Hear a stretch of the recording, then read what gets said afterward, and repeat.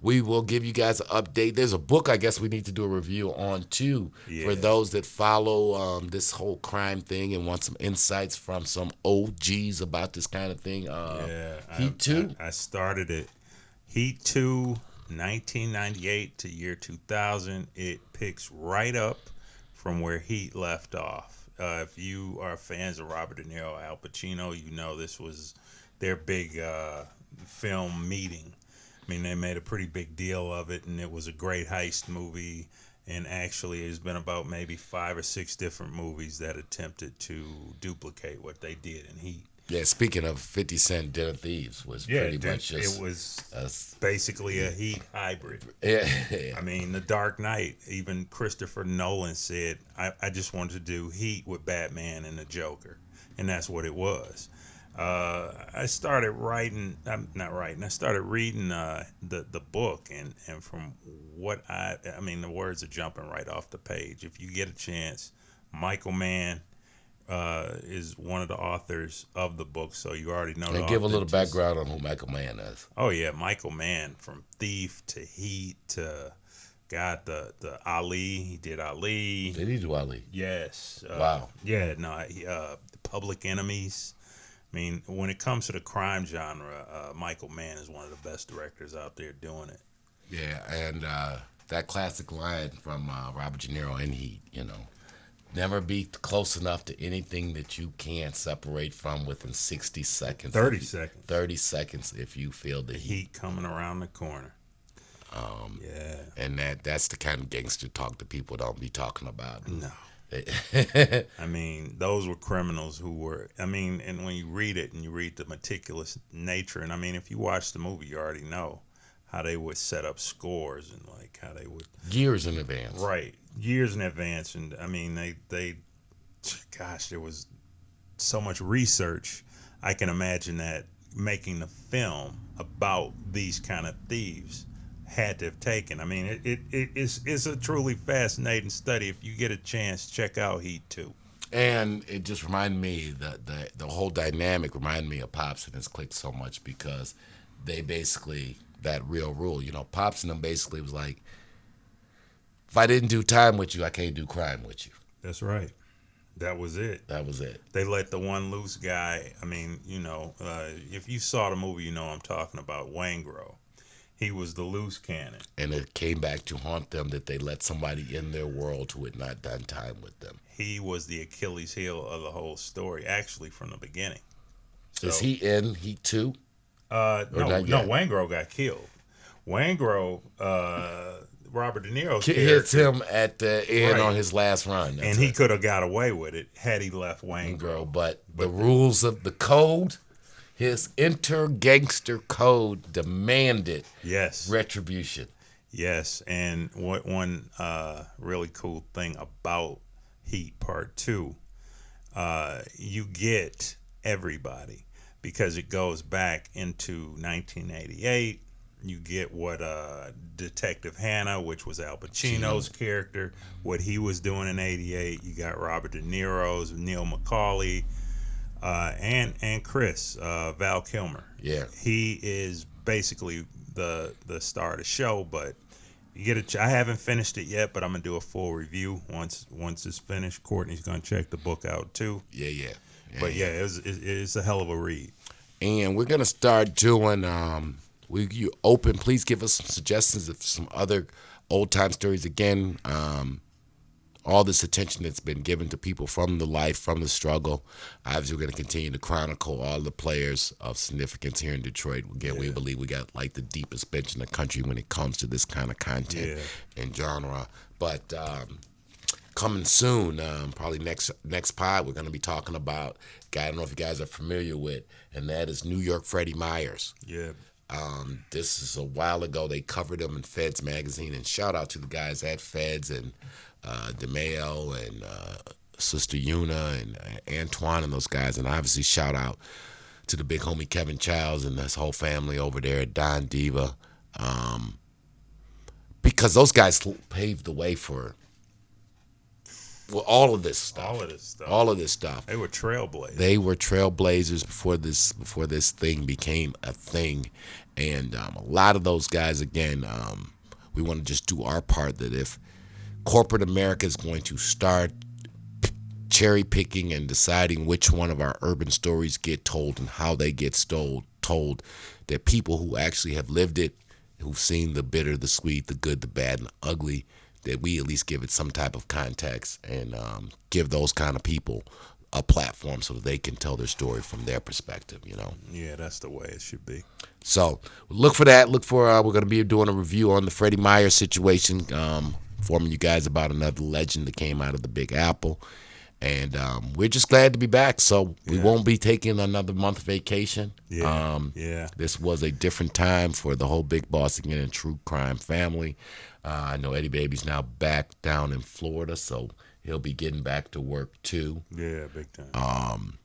We still got some big interviews coming up here with some of the homies, just putting it together. And some of your people, we're going to do some stuff talking about this incarceration problem. Because, you know, I was just saying, you know, I got a dear friend that's been locked up for like 30 years, right?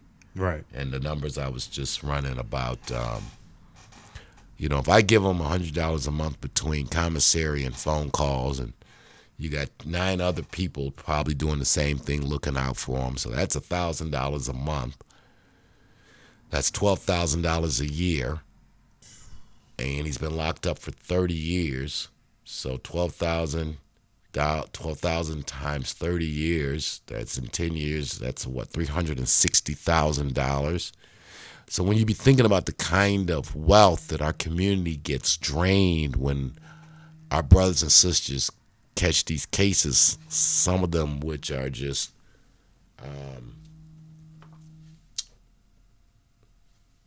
not necessary, but just to implicate. But anyway, there's some brothers I know you got who are doing some positive things. Yeah. About big up to Ken, the Street Monster, and my man Petty Pock. We will be having them on the show. Also, big up to King David, hip hop historian out of Detroit, DJ extraordinaire.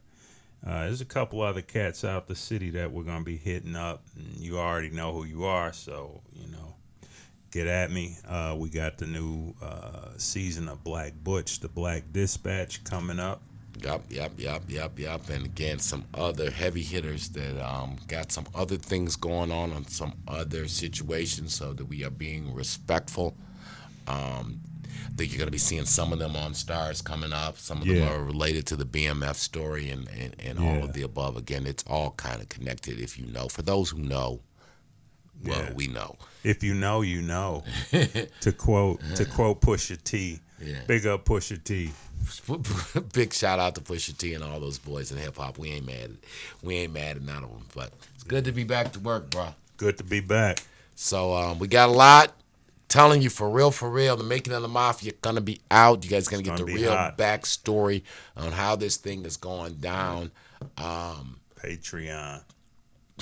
Again, we cannot divulge. There are some judges. We'll just put a little teaser out there. Some judges interested in not in prosecuting or a case, but in getting involved with our story. Yes. And we just throw that little teaser out there.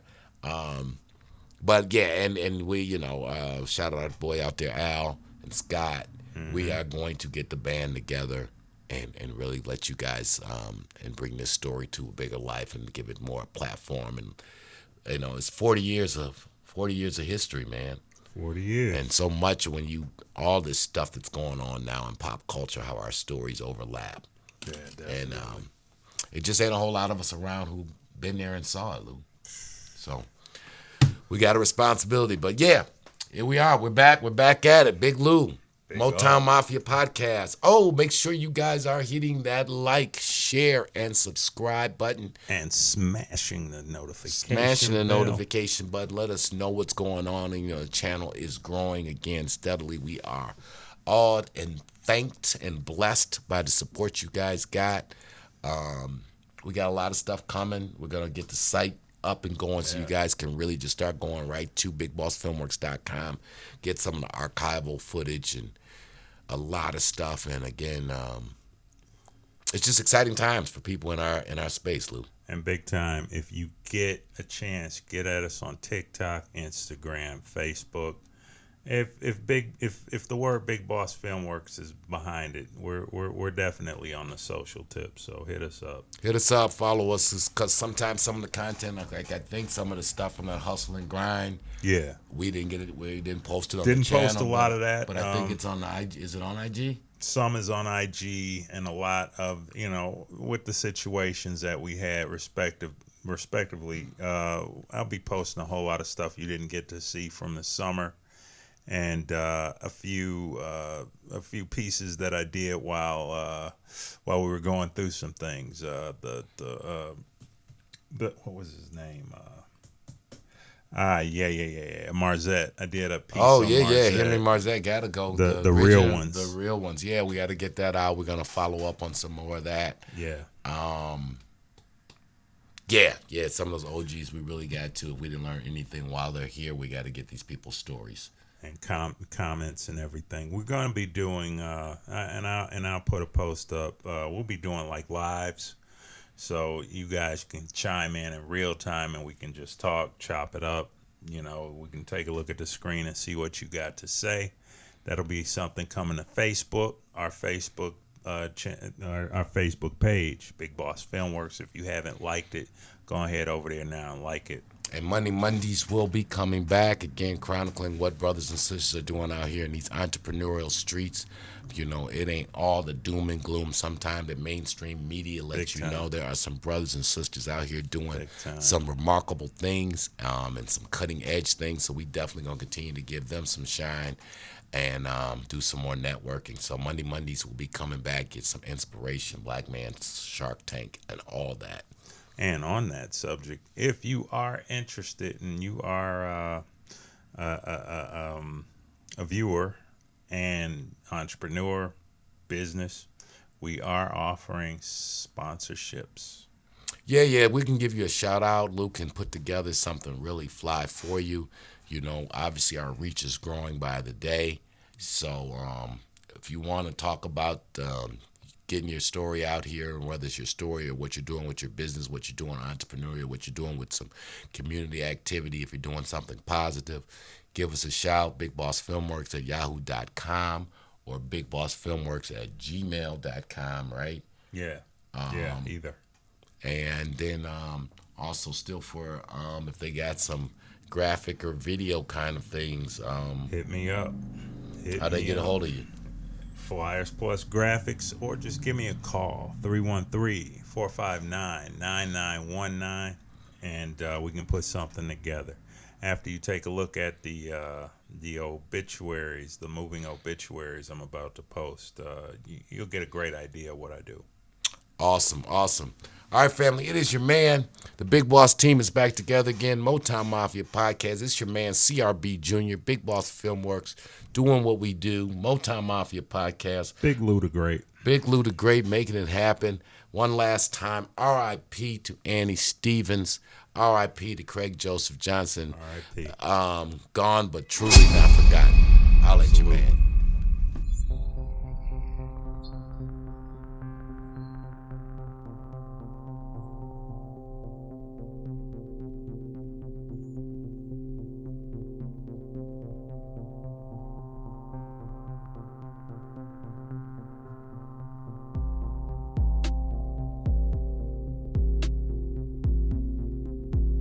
(1973). The Detroit Free Press's front page proclaims, "Dope kingpins get away with it." They had names like Jesse James, Pretty Ricky, the Black Greek, and Mr. Clean. 2 of the 12 men listed as Detroit's biggest heroin dealers were next-door neighbors, and in reality, they were the 2 largest heroin dealers in Detroit, dwarfing the other men on the list. Eddie the Fat Man Jackson, charismatic son of a pool hall owner, and his chief lieutenant, Courtney the Field Marshal Brown, a former city bus driver, had built an empire on a par with men like Nicky Barnes and Frank Lucas of New York. But theirs was a very different and in many ways more sophisticated operation than Barnes and Lucas's, based on family ties and finesse more than murder and mayhem. They truly were the Motown Mafia, and the saga of Eddie Jackson, Courtney Brown, and their families stretched from the 1960s and into the present day.